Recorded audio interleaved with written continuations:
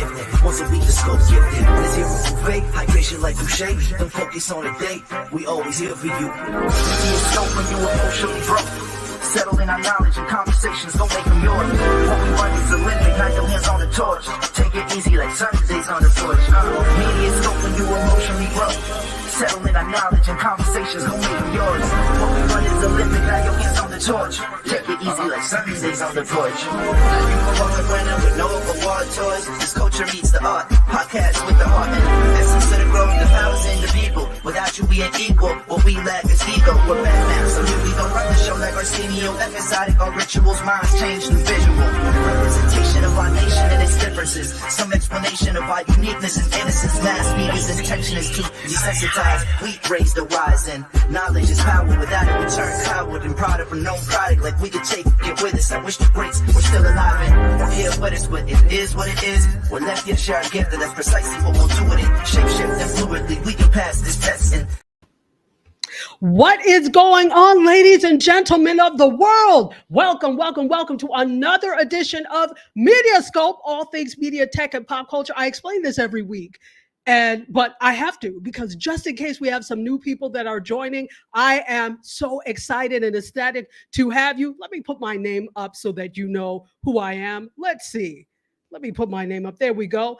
My name is Tachi, or Dr. Tachi, whichever is fine. Media professor, filmmaker, media content producer, also a journalist. And we are here every Wednesday on a whole bunch of platforms. Let me say hello to everybody. If you're watching me on my personal Facebook, or you're watching on the MediaScope Facebook, or the Indie Soup Media Facebook, welcome, Bookface. Good to see you. If you happen to be watching on LinkedIn, I'm trying not to be shady. LinkedIn, hopefully I will see your comments today. Same thing with Facebook. Those of you watching on my personal Facebook, for some reason, the comments haven't been populating. So I am going to be looking periodically so that I can say hi and take your questions. Also, come on, YouTube, the tubing of the you are awesome. By the way, for those of you that care, we hit 14,000 subscribers on the Indie Soup YouTube. So I'm excited about that. And myself, my own, if you're watching on my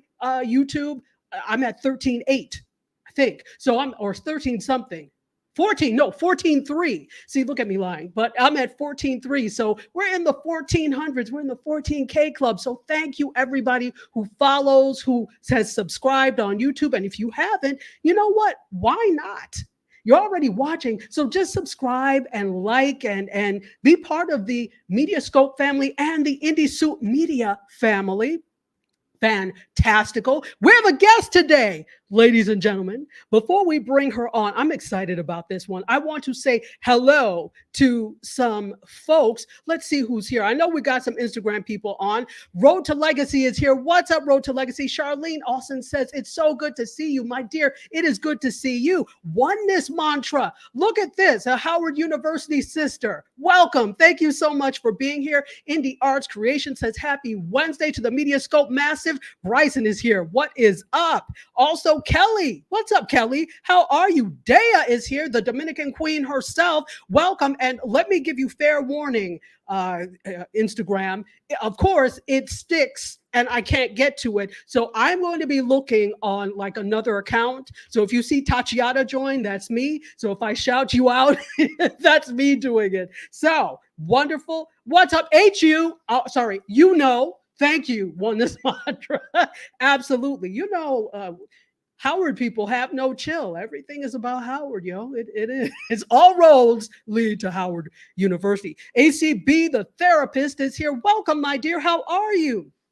Dana. What's up, Dana? Dana Kill, the comedian herself, the mathematician / comedian. What a combination. It is so good to have you here. And people are keep climbing in. So let me give you the hug to let you know I appreciate you being here. You could choose to be any place else in the world. And I'm glad you're here today because we have an amazing, amazing guest. And by the way, happy Juneteenth. Happy Juneteenth. So how did you celebrate, or how are you celebrating Juneteenth, or are you? Maybe you don't. So, but it would be interesting to know if you are. Put it in the chat if you are, and I will get back to Facebook and to LinkedIn and say hey to you guys. So hang in there. For some reason, I can't see you populating, but I know that you are there. All right, folks, we're going to do this. We are going to, first of all, I have to take a little bit of a break so that we can shout out Indie Soup Media. Yes, that is my network. We have a lot of great creators, but you know what? You don't have to take my word for it. Here we go.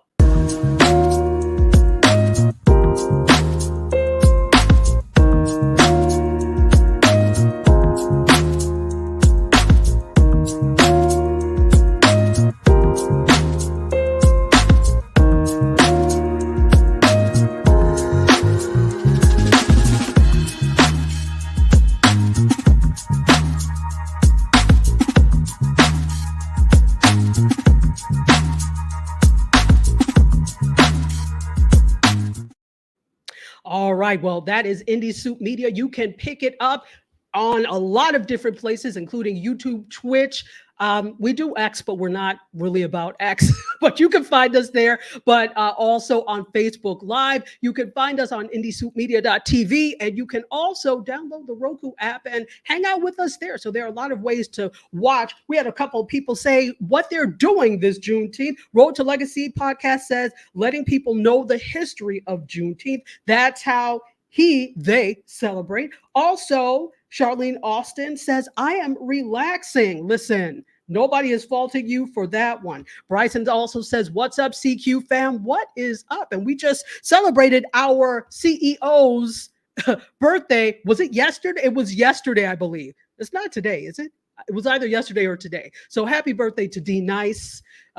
Forgive me for not knowing whether it was yesterday or today. I just know that I saw something. So happiest of birthdays. There are a lot of birthdays that are coming up. It's today. Thank you. Indie Arts Creation says it is today. So Indira, thank you. All right. Without any further ado, because we've gone 11 minutes without our guest and we need to have her on. And so after this, she's going to be on.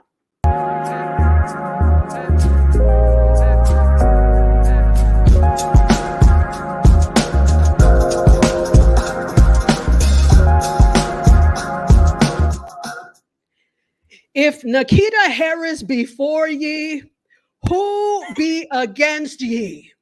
Oh my God, I can't believe you're starting like that. Of course I am. Of course I am. I tell this story all the time. Everyone needs a Nikita in their corner because she is an amazing human being. She has an amazing spirit. And honestly, this is if everybody else is against you, Nikita will be for you. So you can, have the self-esteem knowing that Nikita is in your corner. My dear, how are you? Oh my goodness. You're great. You are a great human being. So thank you for the invitation to be here today. Absolutely. So folks, I'm going to let her introduce herself, but she started an amazing initiative and I'm going to let her tell you about it. But can you tell us a little bit about the history of what led you? So tell us the initiative and then talk about the history. Okay. You want me to just kind of go through it? Yes, absolutely. Go through it. And let me tell you, yeah. I have to kind of just start from the very beginning. Start from the very beginning. We have time. Yeah. Okay. Go ahead. Oops. Loved cotillion culture. Ever since I was a little girl, I have been in love with cotillion culture. And I knew very young that one day that I wanted to be a part or participate as a cotillion participant. I remember looking through I grew up in North Texas, and I remember looking through my grandparents' old Ebony and Jet magazines. And I remember the first time I actually saw a Black debutante, it really caught my attention as a young girl. And I wanted to know more, and I began to read, and it just seemed like something very magical, something very beautiful that I wanted to be a part of. And eventually, as I got older, I had some older cousins who were about 4 or 5 years older than me, and they were invited to be presented through an all-women's organization here in Fort Worth, Texas, called the Assembly. And they're twins, and they were presented through the assembly. So I saw the process that my cousins went through, and then they had their picture in the paper, and I heard about, I was young, but I heard about all the debutante parties that they were going to, and this really special culminating ball called the debutante ball. And I heard people talking about it, and as my family was anticipating attending, I knew that that was something that I wanted to do. And so when I was in high school, I was presented as a junior debutante, probably around 15 or 16 years old. And I made my debut much older than a lot of girls do, or young women do, I should say. When I was in college, my sophomore year at college, I was presented through the assembly organizations such as my cousins. And guess what?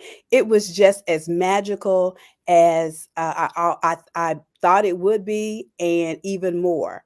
And so over the years, I would just attend cotillion balls. And when my friends' children came of age, I would um, be invited to their events and to go through the whole debutante cotillion process with them. I always enjoyed it. And so, about a couple of years ago, probably more than that, probably several years ago, I just started around Christmas time, because that was the time when I was presented. I started posting pictures online. And I thought it was really odd that people would inbox me and they would ask, "What is it? I know you didn't get married. What is that?" Right? And when I would describe what it was, and I would tell them, "Oh, those are pictures from when I made my debut in college," they were like, "For real? Is that real? Does that really happen?" Those type of ceremonies still happen today. And it made me sit back and think about, because in my world, uh, they happened all the time. And not only have I been presented, I have family members such as sister and nieces and cousins who have gone through the cotillion process. And so I started posting pictures on Instagram and Facebook, and I started getting this response from different people. And I started to say, you know, and people started to ask for more. And so that's how it kind of led into me starting really promoting African American cotillion culture, the rituals, the traditions on social media. Wow, wow, wow. So it's interesting that people ask, is this something that is real? Did you find that you did not see this currently being shown? I mean, you know this because you're in this world and you understand it, but do you think people don't think it's something that actually happens or still happens because it's not being shown in media and it's not being shown on social media? Absolutely. And they may not be even connected to a community that celebrates it, even within the African American community. Just a few weeks ago, it was quite interesting. Someone posted, I think it was from the Harlem Cotillion from 1950. And I ran to the comments just to see what the response was to the images that were being posted. And there were different types of comments, and a lot of them was like, "We need to bring this back. This is our children need to participate in this. I remember when my sister was. I wish we still had those traditions going."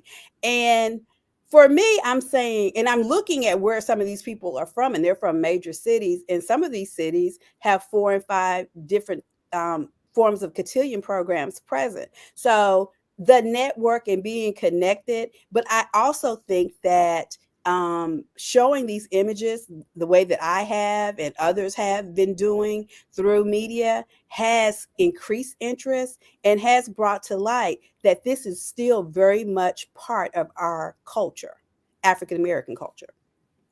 Absolutely. So representation matters in this Yes, case. yes, Representation really matters. yes. All right. So before we go on, I want to say hello to a few people. If you are just joining us, welcome to the fold. This is MediaScope, all things media, tech, and pop culture. And this wonderful lady over here to it's my left, but actually looks like right to you all, is Dr. Nikita Harris. She is the visionary and the director of the National Black Debutante Project, which is just an amazing project to let us know that debutantes are real, that it Yeah, happens. so I always post hashtag debutantes are real because Mhm. I was getting a number of messages from people all over the country. Is this real? And I'm like, yes, this is real. And then I said, well, you know what, Nikita, you're showing them something from, because I was a debutante in 1989. I said, show more recent pictures of debutantes and cotillions, and so that they can understand that this is still a rich part of our culture. Mm. So let's get into some more about this. Do you think that this, or let me go this way, have you gotten comments that this type of thing can be divisive? I think sometimes when people think of debuts and debutantes, they think about rich people, they think about people with money, they think about people that, if we're talking about Black people, that have been involved in organizations like Jack and Jill, etc. And there's already this feeling of division. Do you think that these types of things add to division, or have you heard that? Oh, yes. Oftentimes I will receive comments from people like, I can't believe that you're promoting something like this. But I understand that they don't know the history, and they don't understand that for African American cotillions, they were established in protest to inequality and segregation. And African American communities came together and said, you know what? Our young women are just as refined and graceful as any other young woman on this earth, and we want to uplift them and we want to celebrate them. A lot of people don't have that history because they don't really know much about it. And so I understand that some of their views. And then also, they are reading about European cotillions, they're reading about white American cotillions, which have a very different start and origination than African American cotillions. Absolutely. And if you think about it, when you look at this, now I never went through an entire cotillion process. Mhm, I went through half of it. And mhm. then I stopped because I got so busy once I was in high school. But there, from what I went through, I remember very much about it being likened to a rites of passage. In fact, there was a Yes. whole African rites of passage part to it where you had to learn dances, there were ceremonies. And so what I've noticed with many of these programs, they're also rites of passage programs. Can you talk Yeah, a little bit more about it's a that? time, it's a time in a young woman's life, or a young man's, because they also have male cotillions, where they are coming of age, and the community has decided to celebrate them as they're transitioning into adulthood. A debutante means making her debut, coming of age, and that's what is referred to. And so over the years, and when we start getting to like the 80s, especially African American community says we need to also provide a platform like this for our young men. And so you'll see male cotillions. Some of them have been called botillions. The sorority of Phi Alpha Kappa, they call their participants kudos. Uh, I think that there was a Black Male Society Club. They call them gentlemen. So there are different names for the presentation of males as depending on the organization.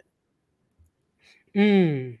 Okay, that makes sense. That makes sense. Mhm. So, we're talking about, for those of you just joining in, we're talking right now about the history of cotillion programs, and some for young men, they're also called like botillions. So, we're talking about this history with Dr. Nikita Harris. Let's take some hellos first of all. First of all, D. Carpio says hello to both of us. She says hello. By the way, if you don't know, Nikita and I were in the same doctoral program at Howard University. Yes, yes, So the doctorates are equal into parallel, I should say, because we came out of the same program. She graduated a absolutely. little bit before I did, actually 2 years before I did. Yes, No, yes. 3 years before I did. So Okay. because Yeah, you were it probably quick. might have been, but it seems like it was we were all there together because you did your master's there. Yes, And yes. so, sometimes I forget that, and sometimes I'll say, "Hey, you started with me," and you're like, "No, remember, I was there for my master's. Right. I was in the master's program, but Yes, we were all doing things and presenting at the same time. So it just felt like, I mean, that's why I treasure Howard. yes. This is why, I mean, how many other people do I talk to from my undergrad? Two, I know. two people. I tell people all the time, Howard wasn't perfect, but it was definitely magical. And I'll take magic over perfection any day. Hello. Give me magic all day long. I don't need I take perfection. magic over perfection any day. Yes. We also have Jasmine, who is here, who says, hello. Welcome. Thank you so much for being here. B Pearl is joining us over on the Instagram side. Also, Squeaky, what's up? Matt Carmen is also here. How are you over in Arizona? I'm quite sure it's quite hot. So thank you for joining us, definitely. And folks, if you have questions, please make sure that you put your questions in the chat. I am very happy to pass them on to Dr. Harris so that she can answer them. It's a conversation here, and we want you to be part of it. Also, G, one of the creators on Indie Soup Media, says, good evening to you, G. It is so good to have you here. Thank you so much for being here. Fantastic. So I kind of want to veer off a little bit and come back to this because today is Juneteenth. So I could not ask you about this. You're a Texas girl, but more specifically, you are a Fort Worth girl. And a few years ago, you had the wonderful pleasure of interviewing the mother or grandmother of Juneteenth, Miss Opal Lee. And I had the pleasure of editing it, and I was like, oh, yes, you did. I did edit it. Yeah, you like, can you edit this? Absolutely. I'm like, I sure can. And you think about it, that was around the middle of May of 2021. Mm-hmm. And I was chairing the Juneteenth program for the University of Alabama, the first Juneteenth program ever. And I said, not only am I am a Fort Worth girl, I'm a fourth generation Texan. My family has a 150-year tradition in celebrating Juneteenth. And so that's very special and very meaningful for me. And so I said, you know what? I want to interview Dr. Opal Lee, because she's just received an honorary doctorate for this particular project. And so that was like May 15th, May 16th, 2021. Little did we know that almost 3 or 4 weeks later, that President Joe Biden would actually sign it into legislation, making it a federal holiday. And so I was like, dang, it would have been so nice to have talked to her about what her feelings were. But I had the opportunity to go back and interview her for Advanced Auto Corporate. And I sat down with her and talked about her feelings and congratulated her. And so I'm just so excited. And just a few weeks ago, she received the Presidential Award, Civilian Awards, which is one of the highest honors in this country. So yes, we are very excited for Opal Lee, and we are very excited, especially as Texans, because a lot of people don't know that Juneteenth has been a state holiday in Texas since 1980. Oh, wow. Yes. Wow. So when I went to college, I thought everybody knew about Juneteenth. I was like, people were talking about what they were going to do for 4th of July. I was like, well, what y'all going to do for Juneteenth? They were like, June what? And I was just amazed and shocked because it was so much a part of my life and part of my family's tradition growing up. Wow. Yeah, I think places that had a lot of Texans and Southerners that migrated, they had some inkling. For example, in Buffalo, we had a Juneteenth parade every year. When I was like, what is Juneteenth? I had no clue exactly what it was until later. And then, there were other places that even had like beauty contests like Mr. and Miss Juneteenth. And absolutely. That's part of the tradition. Yes. So my cousins my family who migrated to Los Angeles, LA, Southern California during the 40s and the 50s, as well as those that went Midwest like Kansas and Missouri, you will find very deep-rooted Juneteenth celebration traditions in those communities. So people did they took that culture, they took that tradition with them. Yes. So thank you for identifying and that, because that is Juneteenth is a very special time in my life. I know. Well, I mean, you have the Juneteenth flag behind you, so I said I Yes, can't the not Juneteenth ask. flag. Tiffany Stark, who is a fashion design creator. This is my Juneteenth dress that have the colors representing the liberation, and it's hand painted. So yeah, and you know I have my cowboy boots on. I know you do. I know you do. Listen, Yes, Dr. yes. Harris did not come to play. She is, I don't know. I would have my cowboy hat on today if I didn't have these braids. I don't know how many pairs of boots and how many hats she has, but she is Texan Hey, through listen, and through. listen. I tell my friends, everybody's getting excited, asking me, "Oh, where do you buy this?" Because of Beyonce. I was like, I was doing this way before Beyonce. You were. You were. I remember very well when we came for something for you. You were like, everybody wear Western wear. I was like, Western what? I don't have any of that. Where would I get that from? But this was something that is so second nature for you that it was nothing. So then everybody, all of a sudden, everybody is Western. Oh yeah, and then when All you of go a into the mall, when you go into the store in the malls, you see boots and Western wear and fringes, and you can go into Macy's or just a regular Dillard's and see stuff that I would have to go to Cavender's or some special store in the stockyards to purchase. Now you can just get in a regular store. But it's not the same. It's not the same. I remember very well when I went to El Paso for the Dow Jones journalism boot camp. And I told you I was going to El Paso. You're like, El Paso? Why? I was like, there's a journalism boot camp at UTEP. And one of the groups did a story on a Western boot maker. The boots were beautiful. I mean, I was like, it made me want to, I'm like, I need to find a way to get a pair of these boots. And I live in Florida, but I need to find a way because they were that beautiful. And there's I wonder if it was Justin Boot Company.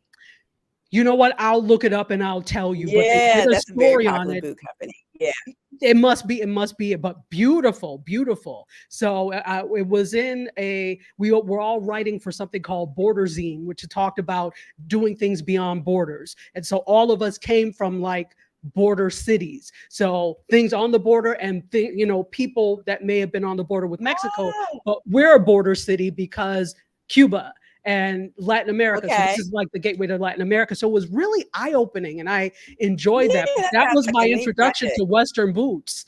Yes. And they're quite expensive. So that's why I don't have a pair, Nikita. They're quite expensive. So you gotta have to save your pennies for them. Absolutely. Well, let's say hello to one of my favorite. I mean, everybody is my favorite, but he is a regular media scoper. He and Dee are here without fail every week. We have the food plane who is over from NYC, but over on the YouTube side. And are you asking me? I do not have a pair of cowboy boots, but she's got several pairs. Yeah. And she is from Fort Worth, Texas. Yes, North Texas. Yes, North Texas. And okay, he was rocking them in New York. Well, you can rock them in New York because your feet won't get hot. Yeah. New York loves their cowboy boots as well. Absolutely. Yes, they do. Absolutely. Let's say hello to Dee Tuggle. Hello, Dee Tuggle. How are you? Soldier in the House is here. Also, Zap Boogie, one of my favorites from Funk Around Music. Thank you so much for being here. Please, folks, if you have any questions for Dr. Harris, please put them in the chat. I am happy to ask. And guess what? If you, for some reason, want me to really see you because I have to like go back and forth on some of the other platforms, come on over to the tubing of the U. Come to YouTube. I can see you right away then. But we thank you for being wherever you are. Oh, and you know who I forgot to say hello to? And forgive me. Every Thursday at 2 p.m. Eastern time, you can hear the replay of the Wednesday show on Gospel 107.1 FM in Nassau, Bahamas, and the rest of the Caribbean. I wish you a multitude of blessings. Thank you for having me, and we can't wait to hang out with you guys tomorrow at 2 p.m. All right. So now that we've gotten on the Juneteenth thing, I got that out because I had to ask. Let's get on back to this whole the whole thing in the National Black Debutante Project. Who are your major supporters? Who are you finding is your major support? You know, it's very interesting because when I started posting pictures, I was really posting pictures on IG just for, well, let me go back. You know, I'm an academic. And so about 10 years ago, it was 2014, I was celebrating my 25th anniversary of being presented as a debutante. So I went to the debutante ball that year. And it's just something that hit me while I was sitting there. And I started to say, this is just really beautiful. I wish more people knew about it. I wish more young women could participate and be a part of something very special, such as this event. And I started saying, well, maybe I should show because there's a lot of visual beauty as it relates to the pageantry of it in terms of the dress and the attire and the dance. And I left there saying, well, I'm going to go and write a book about it, as most academics, as how academics think. And so I looked up and I got to 2019 and I had not done anything. And now I was celebrating my 30th year anniversary as a debutante. Guess what, Tachi? This year is going to be my 35th year. So Really? yes. So in 2019, I said, well, I need to really hold myself accountable to this. And so I just started posting pictures for my own motivation. Like, don't forget this. And then I started posting pictures and I started learning about the different history of different cotillion clubs, like the Rosa T. Beard Cotillion Club in Augusta and the Les Mires et Debutante in Michigan, Lansing to be exact, and just learning about the different cotillion clubs, the Detroit Cotillion Club, and people started kind of following me on Instagram. I didn't think anything of it. I started having conversations. I knew that it was going someplace. I just didn't know where. Okay. And I knew that there was interest. So that kept me motivated. Then guess what? The pandemic hit, right? But I just kept posting just for my own self. And I was getting motivated by people. They were like, this is really beautiful. People were, inboxing me messages. And one of the things I noticed that people wanted to share their debutante cotillion experience with me. This is what happened during my cotillion. This is what I love about my process, talking about picking out the dress.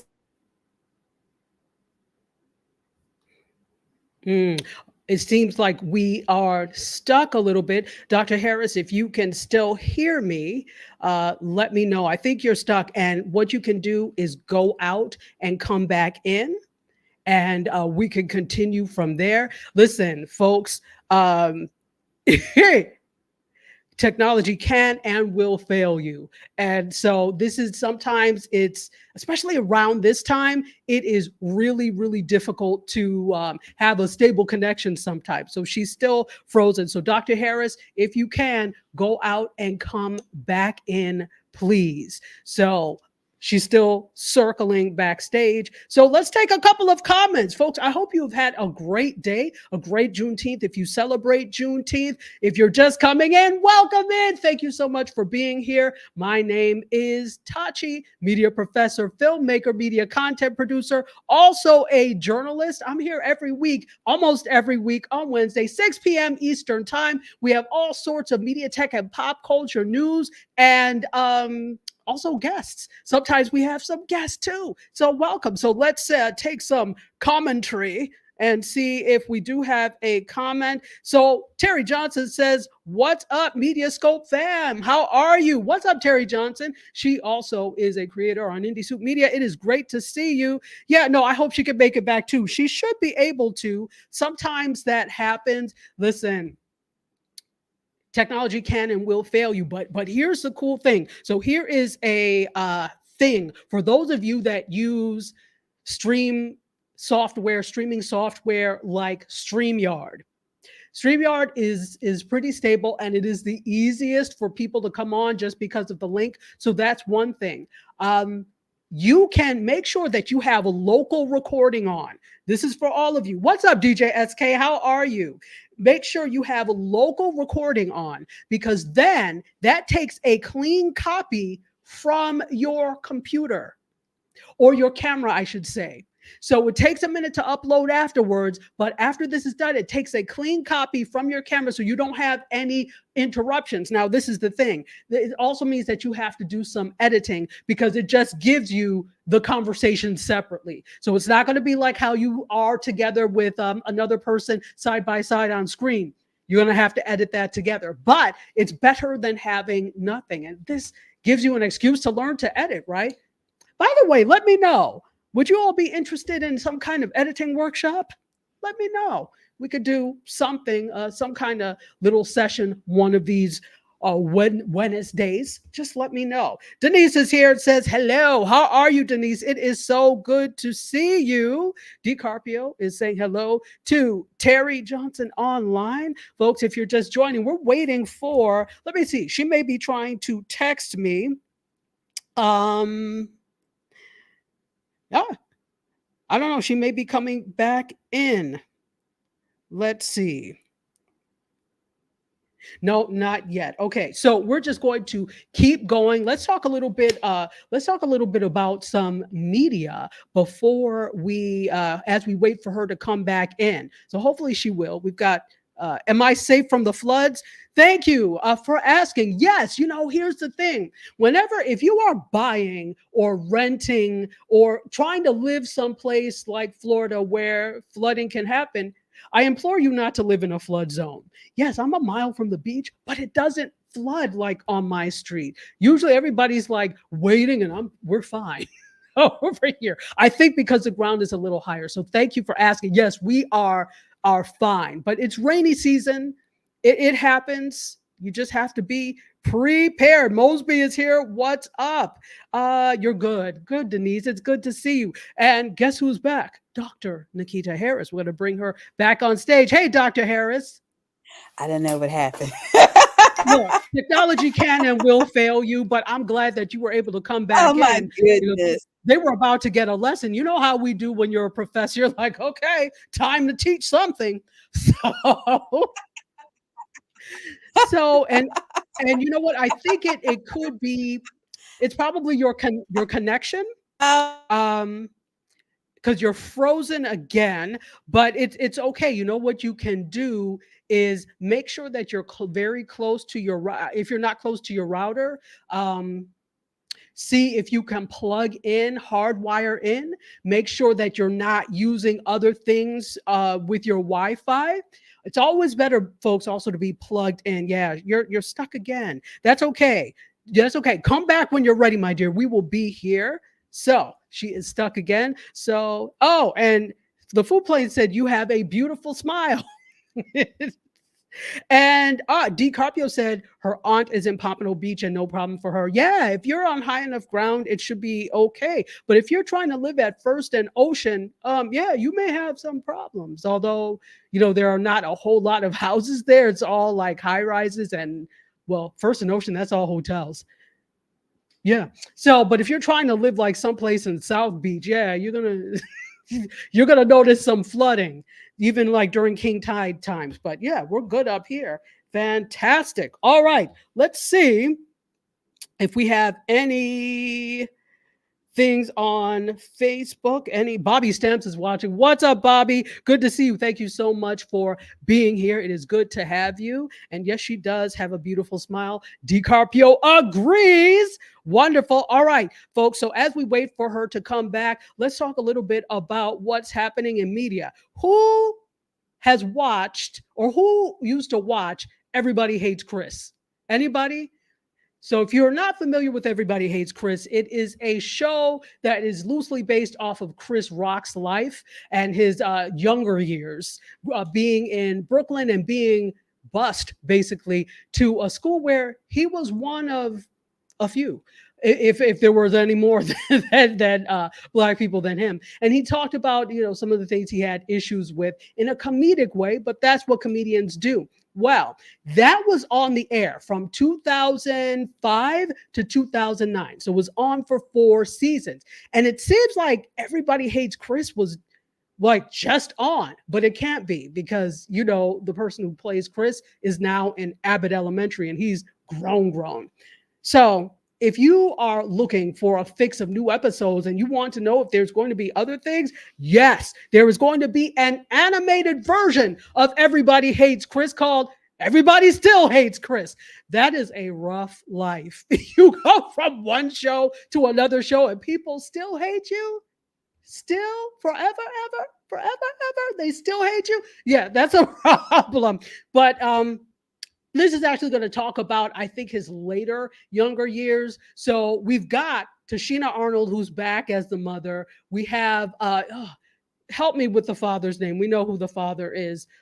So Chris Rock is there. He's going to be voicing things. So this is animated and they're voicing. He's doing the narration, Chris Rock. Tashina Arnold is voicing the mother. And why can't I think of his name? Bobby Stamps remembers Fat Albert. Bobby, where did that come from? But I remember Fat Albert too. I used to be a Fat Albert fan. I was.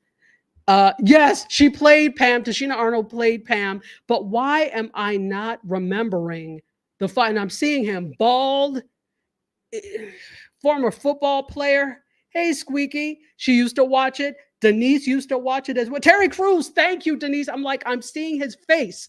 Terry Crews, because he's also like a host for, is it America's Got Talent? I think so. So he's also a host there. So he does a lot of those types of things. So he is back voicing the dad. And we've got like everybody voicing the younger crew is like all new crew. So I think that's really fantastic because I love animation. I don't know if you all do, but I adore animation. So I'm really happy to have that coming back. Thank you, Girls Club.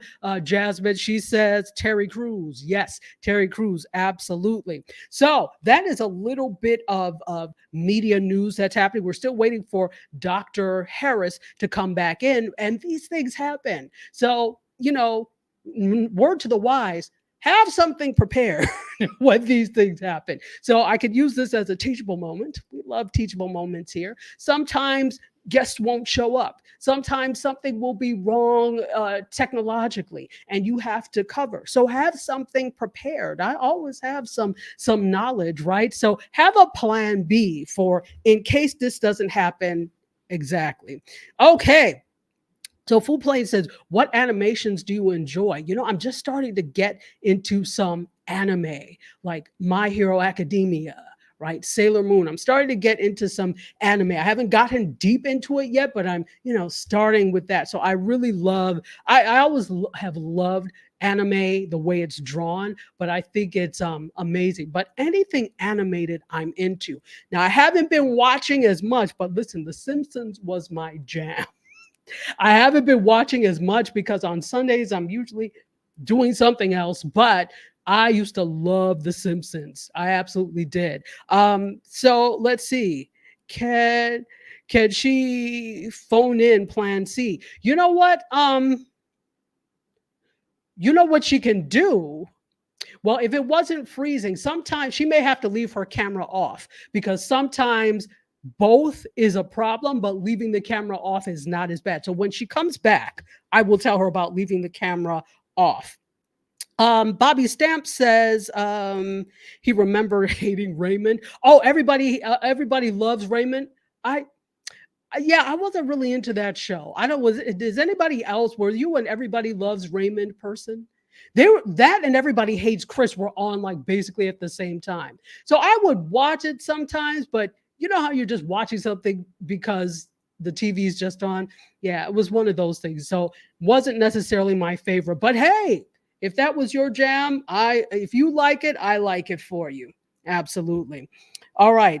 And yeah, Bobby Stamp says Meerkat Connection Days. Hello. How are you? And he also says, cheers, mates. Oh, look, this is populating over here. Thank you for saying that. Here we go. All right. So let's do this. Hopefully, she'll come back in. I will have her turn off her camera, and we may have to stay a little bit later today. Either that or bring her back. She's an amazing uh, book of wealth of knowledge. That's better, not book of wealth, but wealth of knowledge. And so I really would love to hear. So we'll probably try and bring her back if we're not able to complete today. And we've got a comment just in. She says, "If I may, I love the jacket." Thank you.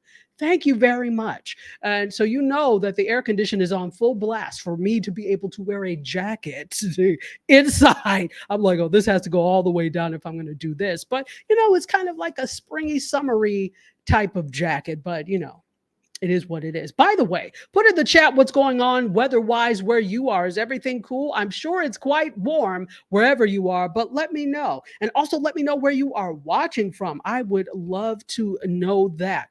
All right, so let's get some more stories in because, since we are here, let's see if give me a second. Here we go. Nope, not yet. So I was trying to see if she texted me to let me know something, and she's not back in yet. So let's get to know some stuff. All right. So I have let's talk about this. Do you all know that there is a documentary new on Netflix from Shonda Rhimes talking about Black Barbie? So, Barbie and Oppenheimer were the biggest things of last summer since sliced bread. For some reason, I didn't see either one of them. If you did, let me know, but I didn't see either one. But there is a documentary that is talking about Black Barbie, and it is available now on Netflix. I saw this today and I said, oh, I got to watch it. So it is, I guess every summer is now going to be a Barbie summer. Which is cool with me. So it's called Black Barbie, a documentary, and it's actually talking about the impact of 3 Black staffers at Mattel on the doll's debut and how they influenced generations of young Black girls. I don't know if you all know, but at some point, if you were young, you couldn't really get multicultural dolls at all. So it was this and that was all you had. So if you wanted a doll, your options were limited. So when they talked about what could be done, etc., these staffers were like, we want a Black Barbie. And Black Barbie went from being the friend of Barbie to then being a Barbie herself. So you know how Barbie has friends like Jenny, that type of thing. So Black Barbie was no longer a Jenny, it became a Barbie. So that's out now on Netflix. If you are interested in that should be some good. I love a good documentary. That should be some good summer, not summer reading, but summer viewing. And G says, I saw that documentary ad for Black Barbie. She's going to watch it. And guess what? It looks like we've got Dr. Harris back. I'm going to give her a moment to get herself straight and together. And Bobby Stamps is in London. That's right. I hope you're having a great time. It says, otherwise great weather here in London. G says it's warm but cloudy in Arlington, Texas. You want to know the secret to the skin. It's called It's Hot Here, and therefore I am greasy. So, but you know what? Maybe we'll talk about that one day. Maybe I'll do a Be More where I talk about that because all of that is connected to your presence on film. So definitely. Let's see. Denise says it's hot here in Michigan. We are under a heat advisory. It is 90 degrees. Please be careful. Be careful. Be careful. All right. Let's bring Dr. Harris back on stage. Hey, Dr. Harris. I had to do my phone. I was trying to do it horizontal, right? Listen, don't worry. The fact is you're here. That's okay. All that matters. That's all that matters. I apologize. Something wacky was going on. I had never seen that before.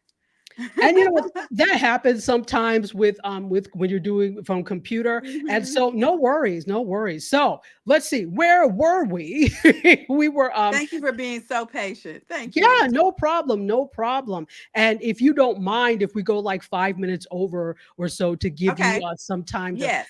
yeah, absolutely. Great, great, great. So So I again, think I was telling you, then I started posting on IG. yes.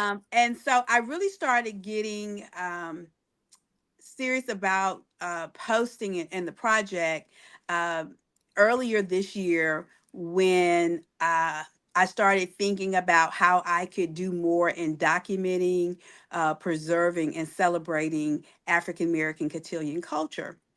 And so from that, three initiatives formed. And one is that I am working in partnership with the Auburn Avenue Research Library on the history and culture in actually creating a national archive project to document, preserve African American cotillion culture and history.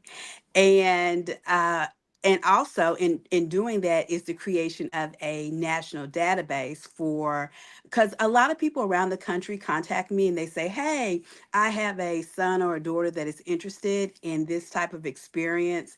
I don't know of any cotillion programs. Can you direct me to them? And so then I started to see a need as far as that. So I am now working with a designer, and we're developing a database, and we're going to start the National Archive, which will start in July, on July the 1st. So I took the project to Facebook, and I was very shocked.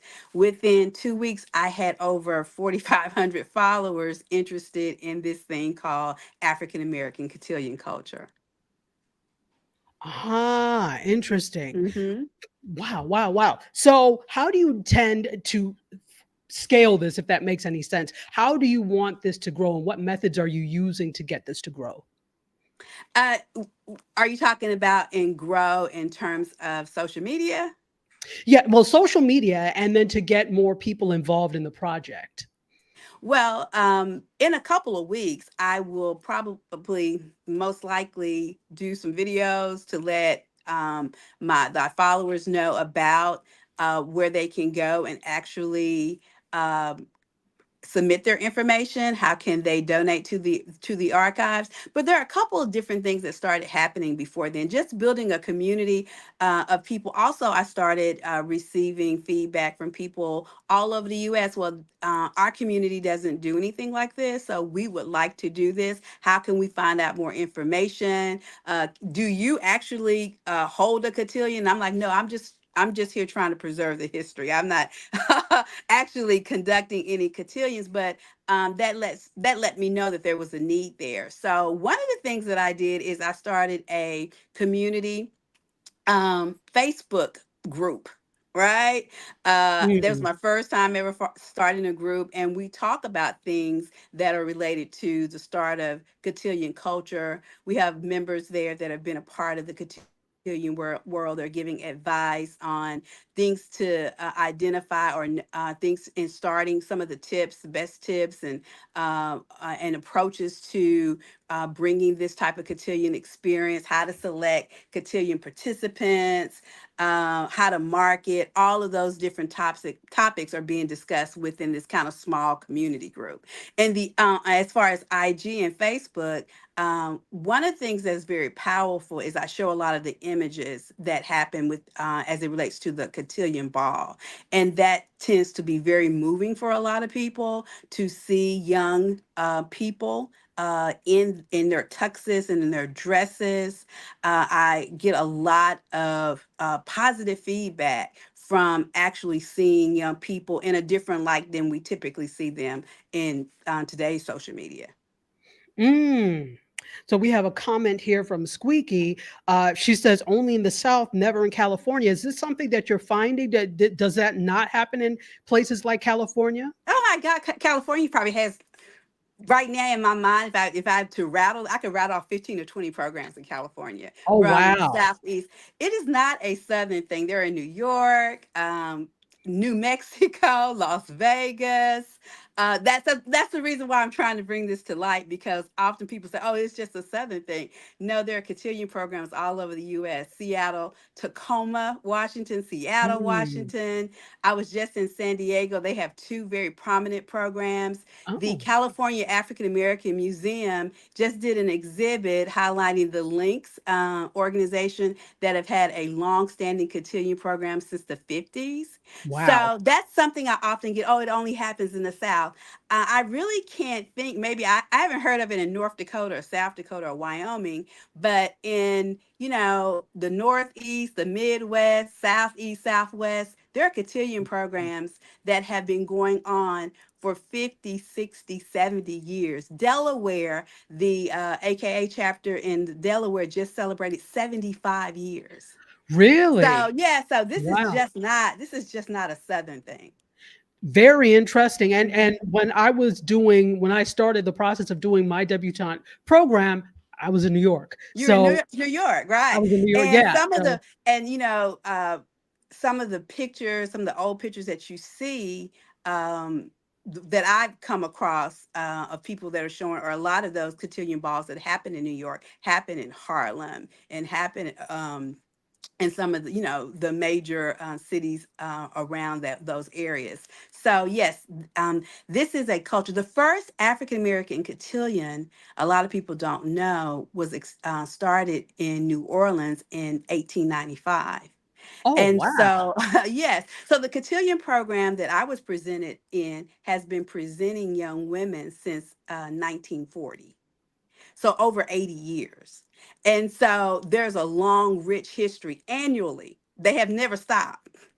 Maybe if there was like World War I or World War II, one of those wars came up, they didn't do it that year. Right. Even through the pandemic, these programs found creative ways to continue the tradition.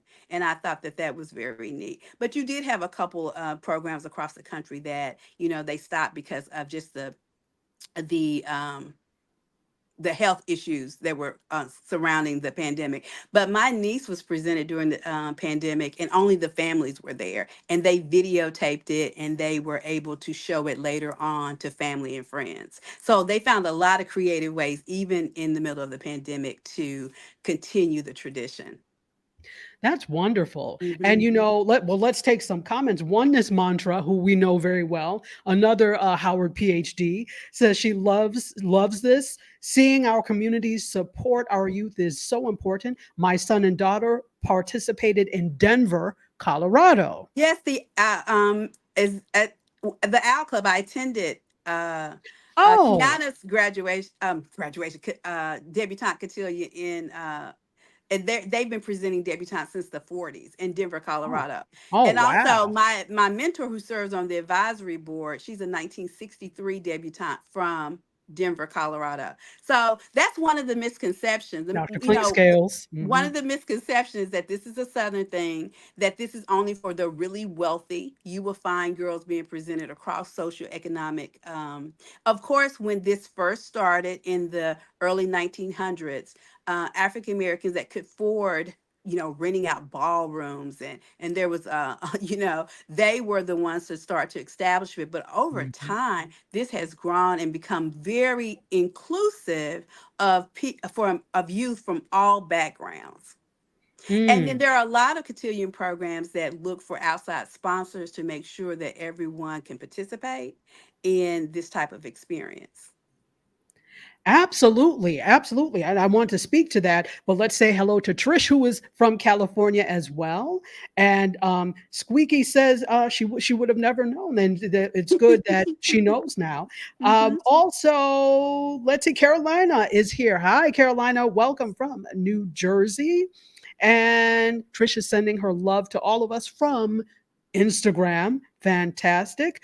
Also, let's see. Also, Dr. Vibe is here. Hello, Dr. Vibe, the man who does epic conversations almost daily. He's absolutely amazing. Not only do we have some of his stuff on Indie Soup Media, he is also part of the advisory board of Indie Soup Media. So welcome in, Dr. Vibe. Gail says Jack and Jill, they absolutely, yes, do some chapters do cotillions as well. Yes. And then oftentimes people think, because today, today you hear of some of the organizations, the Divine Nine organizations, or Jack and Jill, or the Links. But really, when you look at the history, it was civic community Mhm. organizations that came together to establish cotillions, and those organizations picked it up and continued the tradition. Yeah. But when you look at the communities where businessmen and philanthropists within the community came together to establish these types of programs.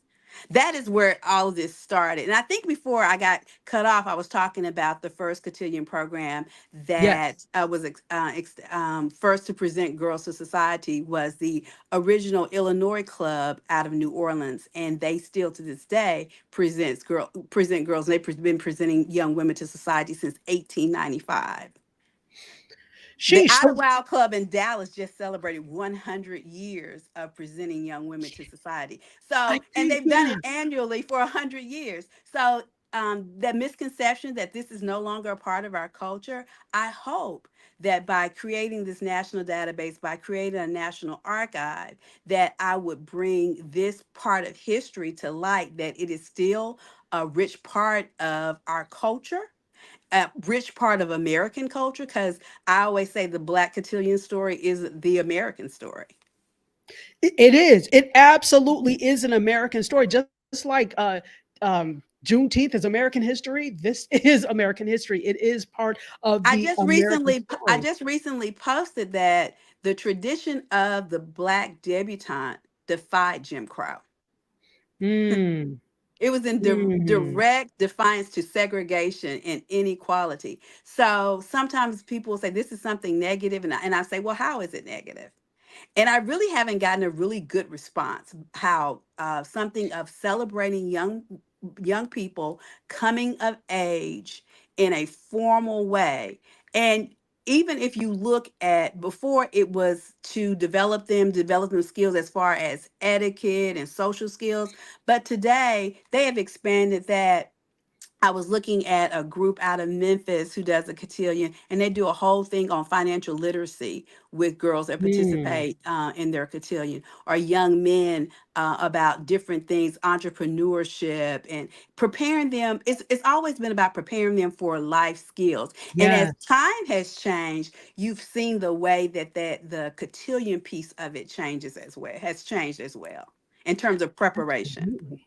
Absolutely. And, you know, this is the interesting thing. Going back to talking about where I posed the question about the perception that people have about this, about it being people of means and wealth. I can tell you specifically for, I'm a member, you already know, but some people may not know, I'm a member of Delta Sigma Theta, Mhm. and I have chaired our cotillion for many years. I'm not now, but I had chaired it for many Mhm. years. A lot of the girls didn't come from money at all. And so we Mhm. were like, how can we raise some money to make sure that they have so that they can also participate? Right, So, right, right. A lot right, of programs do that, right?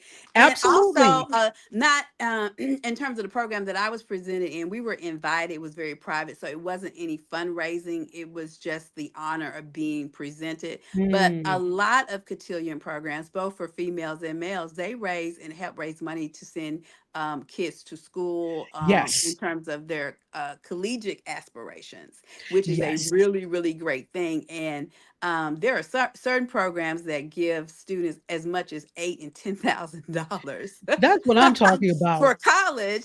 That's what So I'm you, talking about. yeah, Because exactly. $500 is nice, but Yes, but yeah, $8,000 to take care of that first semester of room and board. So yes, there is yes. some for some programs, there are a lot of benefits to participating, as well as getting the mentoring and the development through the workshops. Fantastic. And so Food Plane asked, is this just for women? And I know you weren't here when she started talking about this. So would you mind explaining again? Oh yeah, there are also male cotillions. Of course, the debutante cotillions were first established for young men. I'm still doing my research, but around the 80s, we start to see an uptick tick in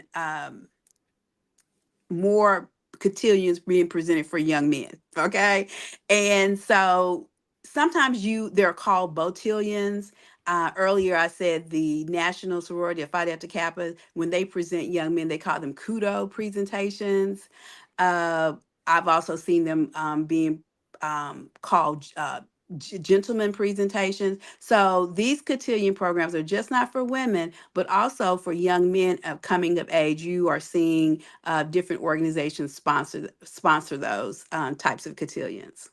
Yes. So the answer to that is yes. Yes. Yes, there are. It is equal opportunity when it comes to presentations. So I do want to ask, before we go, I do want Hmm. to ask about the more about the media end of this. But let me just Yes. say, first of all, hello to Jesus Black Man. How are you, sir? Fifi from Charlotte, North Carolina, is joining us. Thank you so much for being here. Carolina says the Delta Ball in Charlotte recently was beautiful. My boyfriend worked on the music and lighting. Listen, it's a Oh production yeah, when we I'm do very these things. familiar with the Delta Ball in Charlotte. Oh, Yeah, yeah. really? But I mean, like I said, they're all over. It's just not a Southern thing. Now, you will see a lot of cotillions held in the South. However, there are in the West Coast, the North, the Midwest, the Northeast. Mhm. They're very much a part of those traditions. Just like I said, in Delaware, they just celebrated 75 years.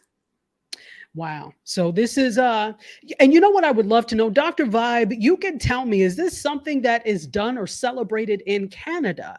And you probably know, Dr. Vibe, whether or not you've seen, because we talk about galas every day and we joke about them, but let me know if they do cotillions in Canada. Have you come across any Canadian cotillions, Dr. Harris? I have one lady that contacted me recently, and she said that she was presented in a cotillion. It wasn't an exclusive African American cotillion, but she was presented, I think, like in the 70s, Oh, wow. I can't remember what part of Canada, but she actually participated in an event very similar to a cotillion. How interesting. Wow. Hmm.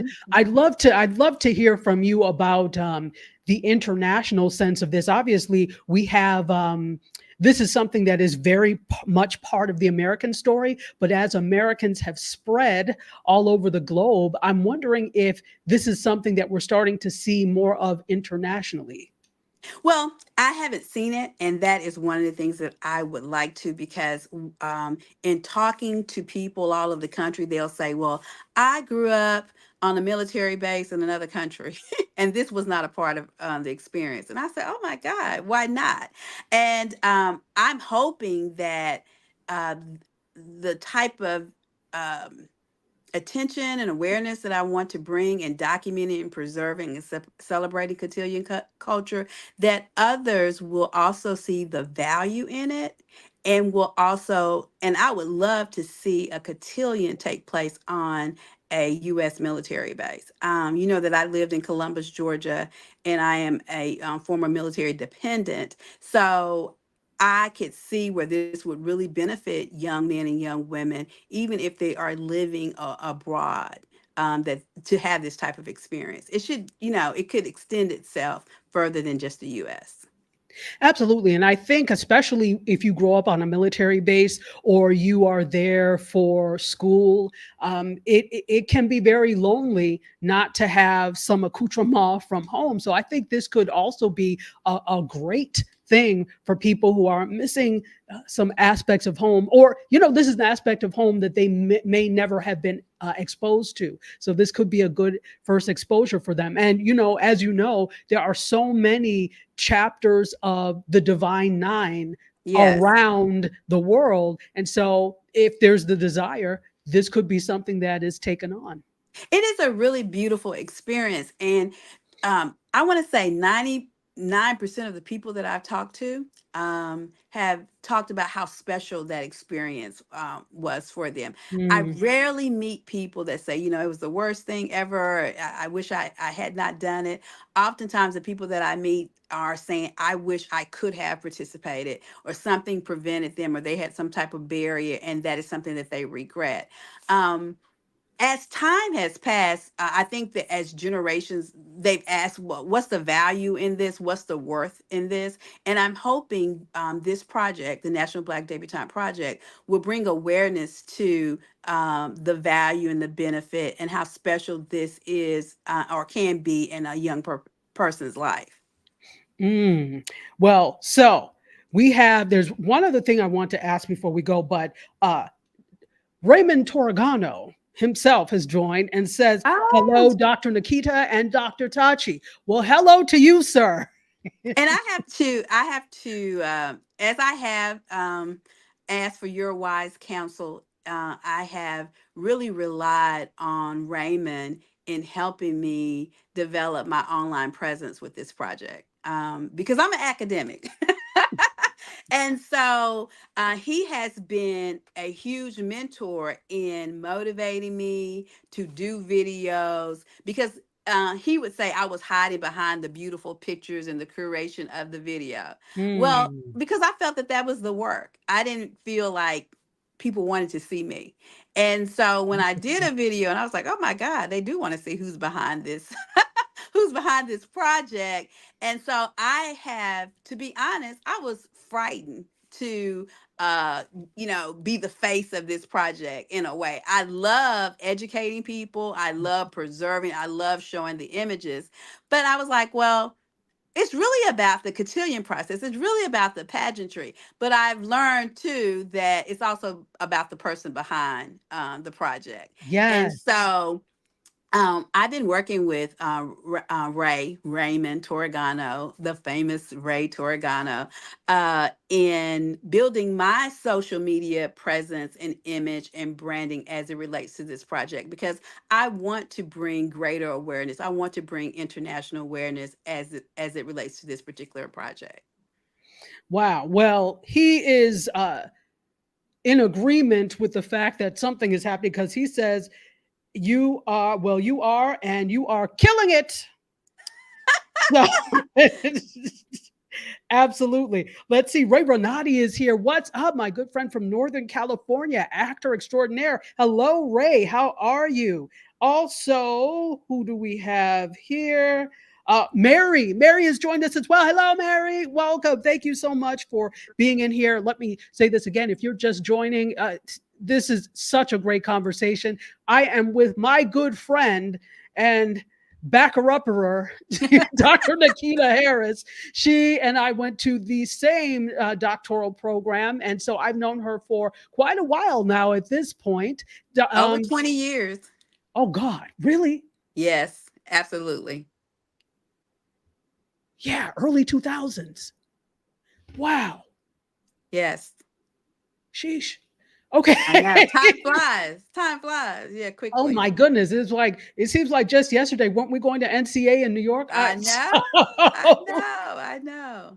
Yeah, absolutely. So she is talking about her new initiative, her project. She is the visionary and the director behind the National Black Debutante Project. And yeah, before we go, I want to talk about there is actually, and we talked about this offline, but I want to bring this up here. Mhm. There is a documentary out from BET Studios called The Yes. Debutantes, and Yes. it's like a coming of age story. Have you seen this yet? I have Can you? not seen it. I Okay. am looking forward to seeing it. I'm excited because that is the whole purpose of doing this project is to document and have a to provide an avenue so that there is more research and interest in telling the stories. There are so many different stories, and one of the things that I have realized is that everyone thinks their cotillion program is the same as everybody else's cotillion program, and I have learned about all the different nuances, the uniqueness of the different types of programs. And I think each one has a beautiful story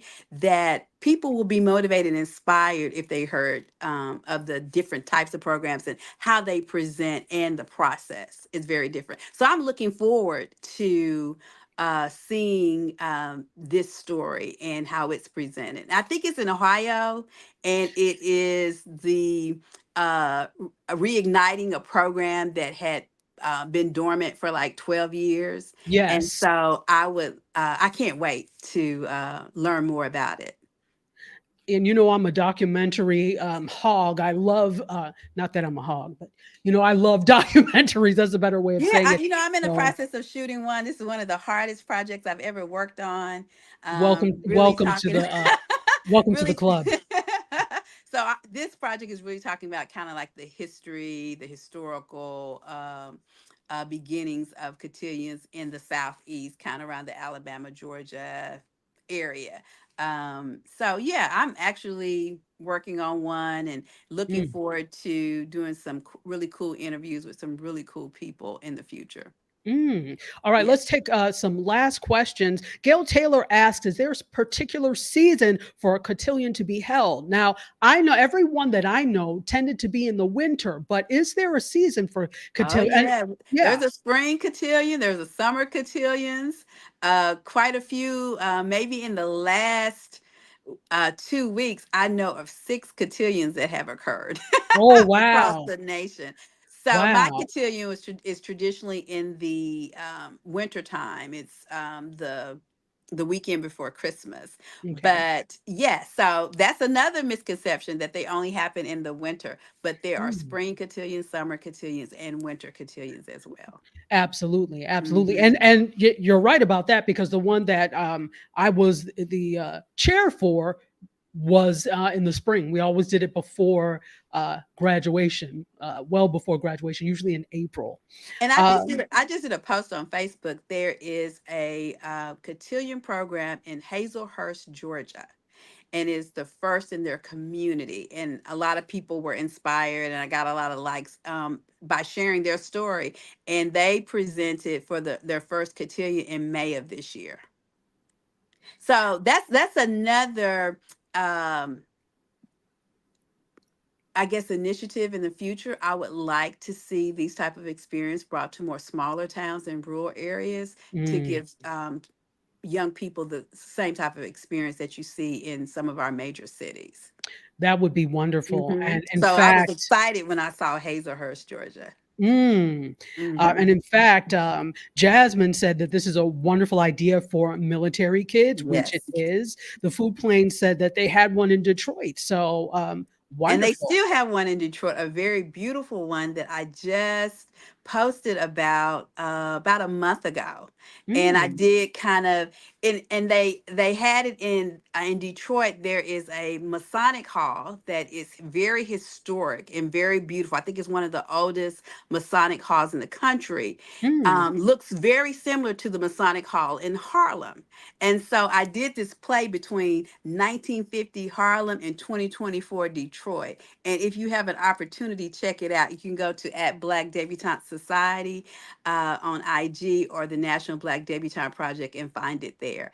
And I did kind of like the black and white, kind of to show Harlem 1950, and I did the colored photos for the Detroit Cotillion 2024.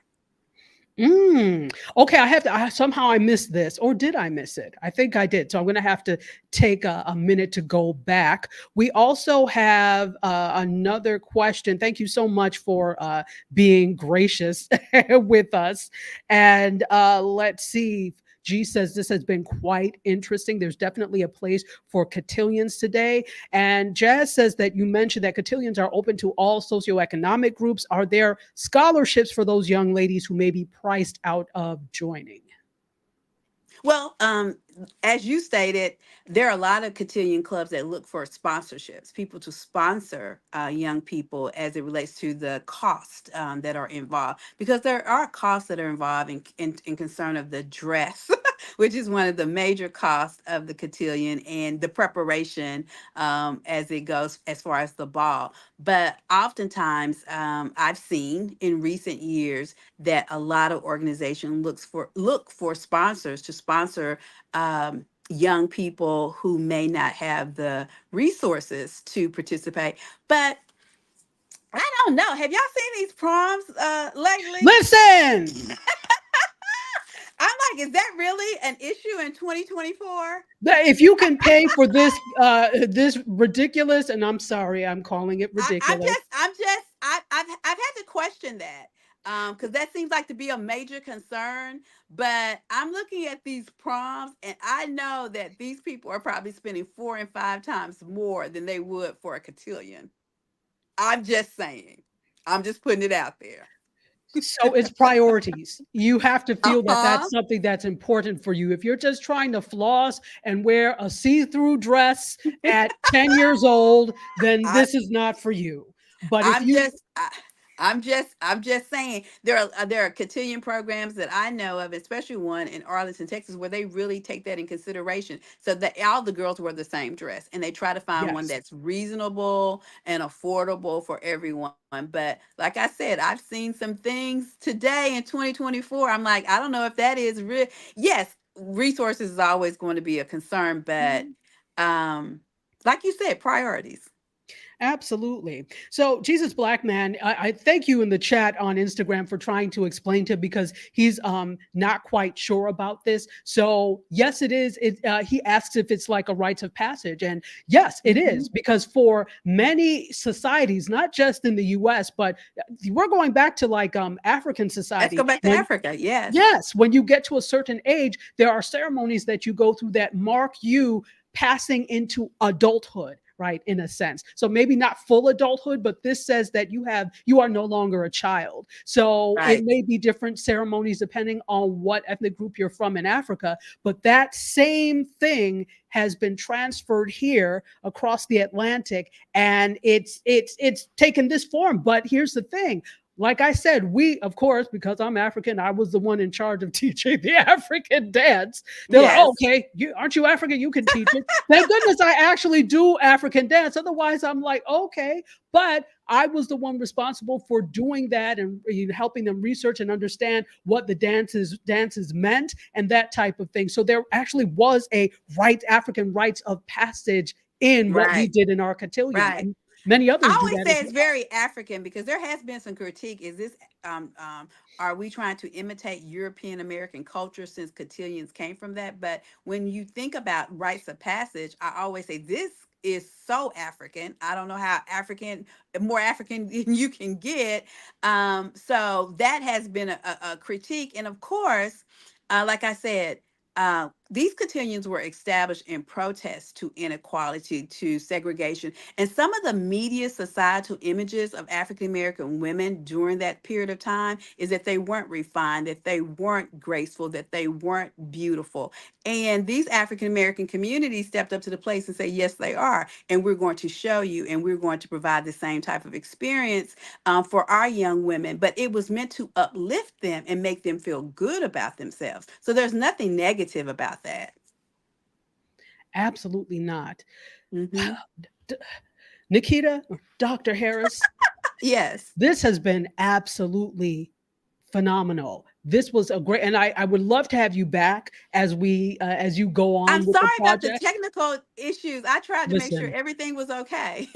listen, you make plans and I got God the laughs. Wi-Fi booster in here and everything. I don't know what happened. When you make plans, God laughs. So you just roll with it. I'm used to this by now of people having whatever. So again, it's just about having a plan B. But I'm glad that you were able to make it back on and that we were able to have this great conversation. Is there anything that you want to leave us with before we head No, out? I just want people, if you're interested, if you've been a previous cotillion participant, a previous debutante, that on July the 1st, the portal will open for our national database. We will start taking documents and artifacts in the creation of our national archival special collection in partnership with Auburn Avenue Research Library on History and Culture, and that also we are starting a cotillion organization to bring a community together that will be focused on documenting, preserving, and celebrating African American cotillion culture and history. Yeah, so please get in touch with Dr. Harris if you yourself have been involved in a botillion or cotillion. Please let her Yes. know because I mean, that's part of history, and we would love. Yes, and we need to preserve it. And Yeah, yeah, we need to. And who, if not us, who? nobody, nobody. That's the answer. So, Dr. Harris, Nikita, thank you so much for being Thank here. you. everybody, thank you all so much for being here. Nikita, don't go anywhere after we and just stay where you are, folks. Okay. Thank you so much. You know, I appreciate you all. This is so much fun for me. You all make my Wednesdays. Nothing else happens for me on Wednesday. People be like, can you? No, I cannot. Because Wednesday is for this, because I want to bring you great conversations with people like Dr. Nikita Harris. Before we go, Fifi is clapping for this. Oh, great. Yeah, we have some great comments. Dr. Ron Foster, what's up, Ron? Ron does a daily show, which is on Indie Suit Media, and he says this was great. Food Plane says, thanks for the stream. This was fun and informative. Jasmine says, this has been great. I learned something new. Well, I'm glad. Fantastic. And Ron also says cotillions used to be a prime part of Black life in America, especially church life. And yeah, we talked about church cotillions. Yes. We did. Ron is church, okay? So, but he is very much correct, and a lot of people don't know that, and that's why this project is so important. Wow, I can't wait to see how this develops. Thank you so much once again. And thank you all for coming in and hanging out with us we are way over time, but thank you for hanging out with us anyway. And again, if you are in Nassau, Bahamas, or the rest of the Caribbean, you can listen to this replay live tomorrow at 2 p.m. on Gospel 107.1 FM. And guys, you can go to Gospel 107's website if you want to just listen because you missed today, or you just want to hear the replay. You can always watch the replay. And that is it, guys. I'm going to let you go. You have been so gracious with giving us your time. I'll end with the way I always do. I love you for watching. I bid you adieu. You guys, myself, Dr. Harris, and all of this information. We are exiting stage left. Until next week, cheers, guys. Okay, for real this time. Let's see if I can find what I need to find so we can get off. Here we are. Cheers, guys. Close the doors, walk across the corridor. We got something to show you.